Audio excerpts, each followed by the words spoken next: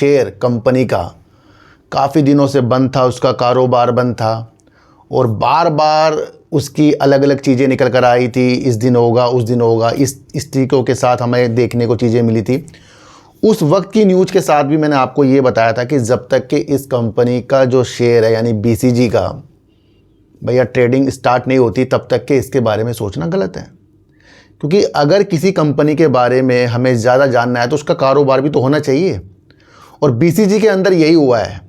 क्योंकि सेबी की जांच चली है, ईडी की जांच चली है, उसके बावजूद जो चीज़ें बंद हुई है, अब वो दोबारे से जिस तरीके से हमारे सामने निकल कर आया तो वो 22 रुपये करीब का हमारे सामने खुला, करीब 21-22 रुपये करीब का खुला, और देखते देखते उसने फिर से लोअर सर्किट लगा दिया। फिर शेयर धीरे धीरे कर करके आपको 11 रुपये 83 पैसे तक देखने को मिला।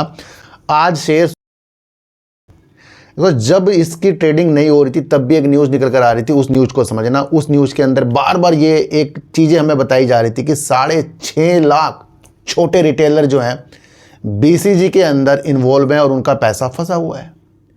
तो यानी कि इस बात से अंदाज़ा लगाइए कि BCG के अंदर ज़्यादा से ज़्यादा पब्लिक है।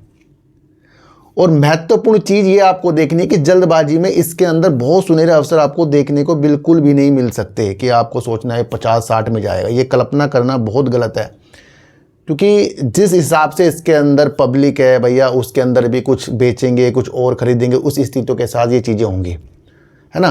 तो ये आपको समझना है कि सबसे ज़्यादा इसके अंदर है पब्लिक, और अगर ये अपनी स्थिति को और बेहतर करता जाएगा तब ये ज़्यादा बेटर होगा। तो सबसे अच्छी बात हमारे लिए है कि ये कारोबार कर रहा है, और कारोबार के अंदर ये होता है कि भैया उतार चढ़ाव तो होंगे, और एक बार अगर ये कारोबार ना करता तब ये गलत होता।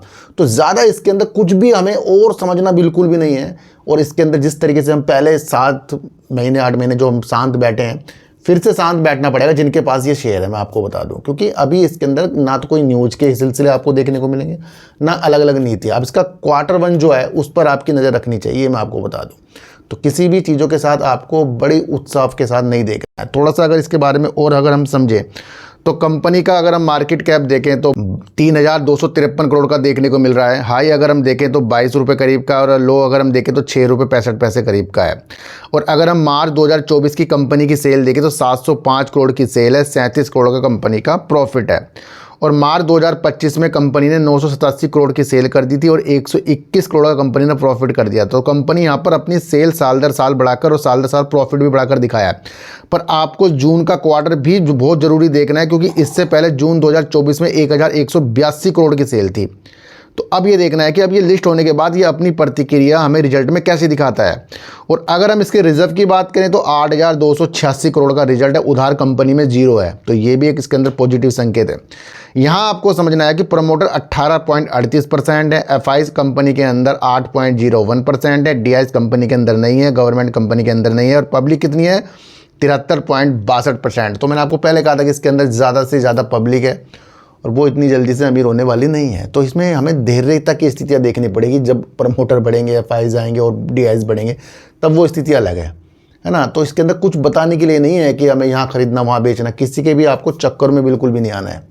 आपके सामने सब कुछ है, सेल सही कर रहा है, फंडामेंटल कंपनी का सही है, बस शेयर होल्डिंग पैटर्न जो है इसका जो नाजुक है उसे आपको समझ कर चलना है ना। तो उस विशेषताओं के साथ आपको अपना माइंड भी चलाना चाहिए कि भैया हमें कुछ चीज़ों को अलग अलग तरीक़ों से भी बाज़ार के अंदर देखना आना चाहिए।